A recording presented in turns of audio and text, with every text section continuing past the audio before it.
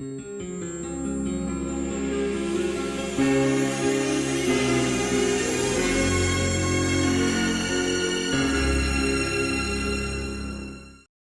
le savoir, c'est le savoir de la matière, le savoir de la pose, le savoir de comment a été fabriquée cette matière, le savoir de son passé et le savoir de toutes les procédures éventuelles qui sont à notre disposition et que l'on n'a jamais ou pas encore mis en route sur ce chantier-là. Par exemple, non seulement on n'a pas le droit de modifier le passé, mais encore moins quand il ressurgit comme ça.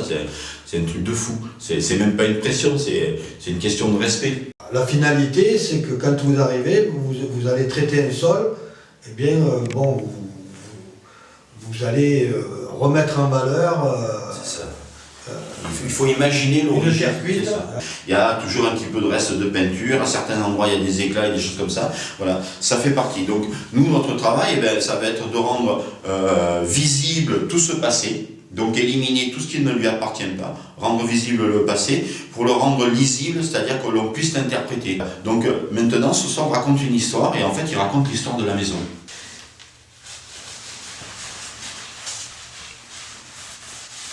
Dans l'artisanat, la transmission, c'est pas scolaire. Et dans l'artisanat d'art, c'est encore moins scolaire.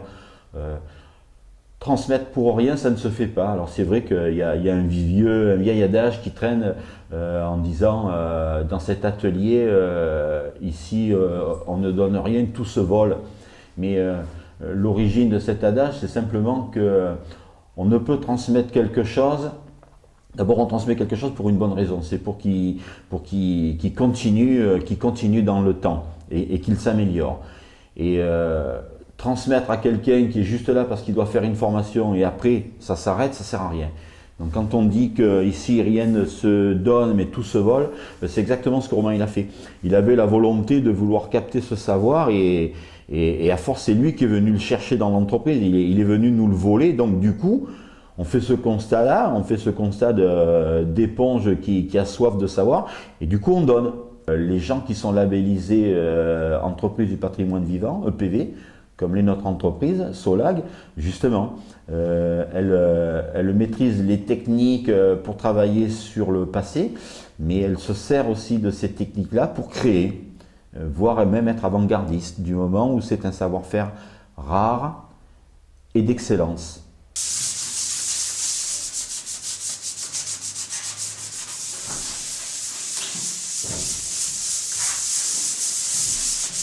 Moi, ce qui me plaît, c'est d'être sur des matériaux qui sont dits nobles et des matériaux qui sont transmettables et souvent transmis aux jeunes générations, comme moi d'ailleurs. Je pense que la beauté de mon action sur un sol comme ça permet en fait à d'autres personnes, à mes enfants, mes petits-enfants, pourront apprécier le patrimoine sol qu'il y a dans les différentes régions. Je me plais à croire qu'on prend autant de plaisir à visiter les châteaux de la Loire pour leur décoration intérieure que pour aller voir leurs terres cuites et leurs parquets qui sont encore présents. Et si notre action disparaît, je pense que beaucoup de sols vont être voués à disparaître. J'aurais du mal à imaginer le Palais des Papes avec une belle dalle de béton quartzée dans les parties restaurées. Je pense que le sol met fortement en valeur un mobilier, une tendance, une atmosphère.